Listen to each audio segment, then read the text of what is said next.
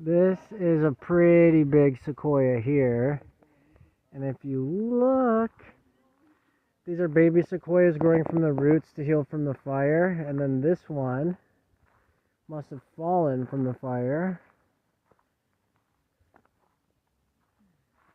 As you can see, all the way over here, and then more of it has fallen even farther, all the way down here.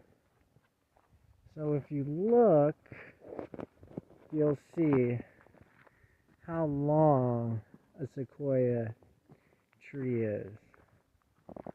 All the way over here. And here's one that doesn't look like it got too burned.